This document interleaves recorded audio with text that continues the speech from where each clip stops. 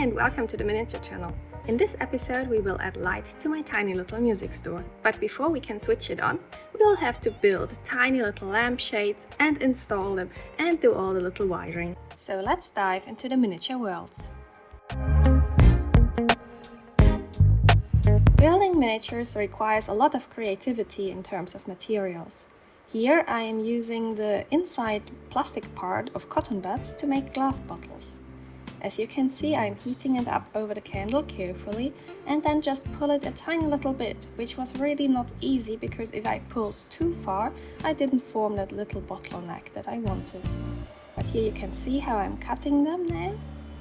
And I think they are pretty decent little glass bottles. I am making these bottles for this tiny little fridge that I prepared earlier. And as I've been talking, we are doing light today, so I am inserting a lot of light into this tiny little fridge, so it will be, as they usually are, illuminated. Apart from the glass bottles, I have prepared all sorts of tiny little beverage bottles or tin cans. Here you can see how I'm wrapping a tiny piece of toothpick in the label for the tiny little drinking can and adding the top. To complete the glass bottles, I'm also adding a little label. And for making a lid, I am just dipping the glass bottle into some paint. With all the little beverages complete, I can start putting them into the fridge. To make it easier for myself, I took out the shelves.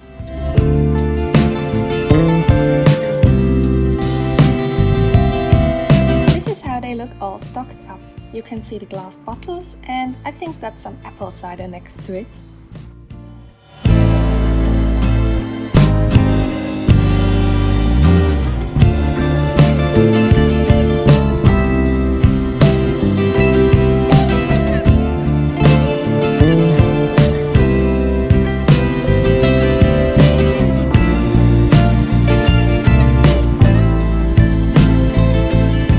The little fridge needs a door, and I hope I'm not disappointing you with not making hinges but just gluing it on flat.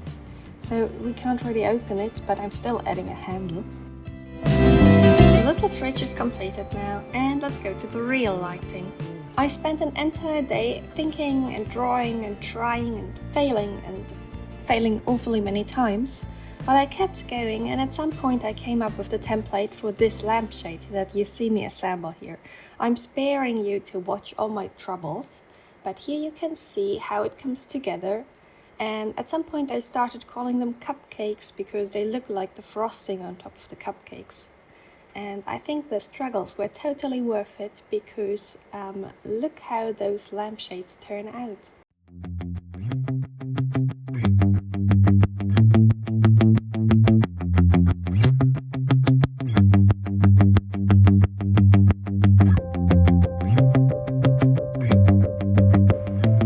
First cupcake complete, and now I am inserting the light bulb.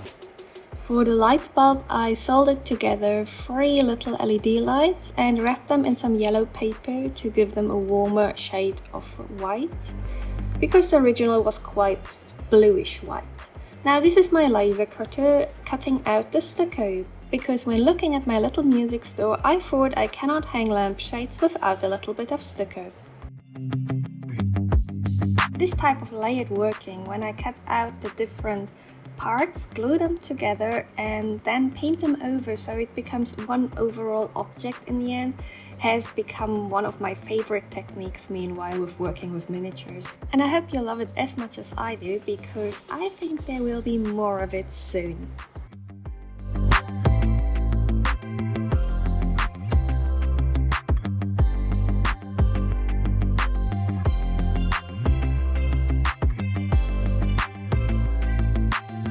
For installing, I flipped the tiny store upside down. And of course there's the second one for the second lampshade. This little stucco in place made me really happy because I think it just looks super cute on this tiny little ceiling.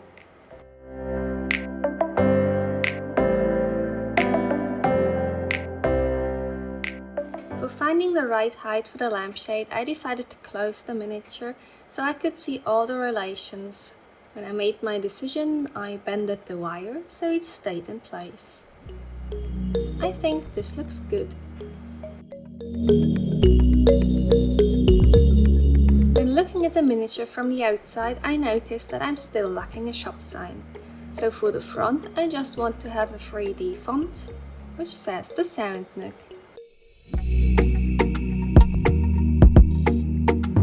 Here I'm carefully gluing it in place.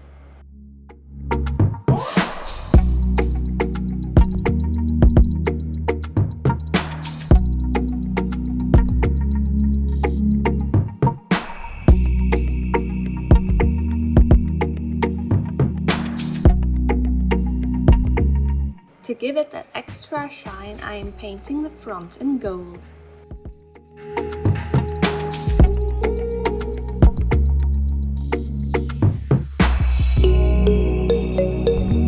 But talking about extra shine, of course we also need some glowing signs so our shop is also visible at night.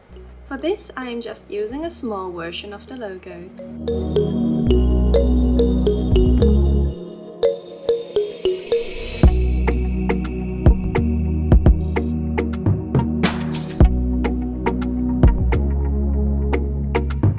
From the two pieces with the logo, I am building a little box where an LED will find its place.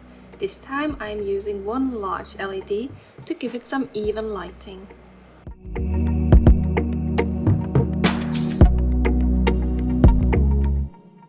Okay, that looks really bright. On the video it looks even worse than in real, but still I will add a little resistor to reduce the brightness of the sign. Once I had completed the little sign, it was ready to be installed.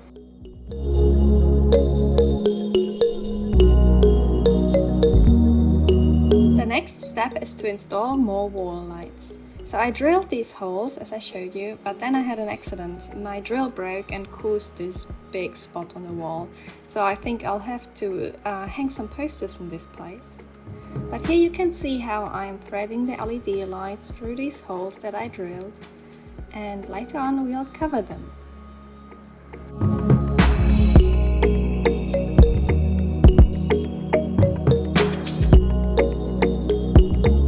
These are the little lampshades that I want to make, and I'm making them out of these previously cut pieces.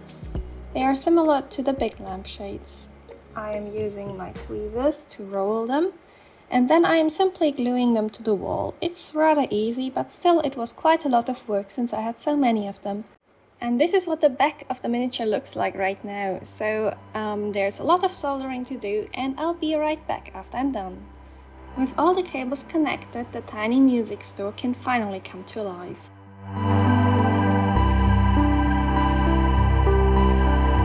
I am absolutely pleased with this gorgeous result. The Sound Nook finally gets the inviting atmosphere I aimed for all the time. But you know what's even better? When everything comes together in the end. This is the most magical moment after you've building for such a long time. So that will be the next and final episode of the Sound Nook.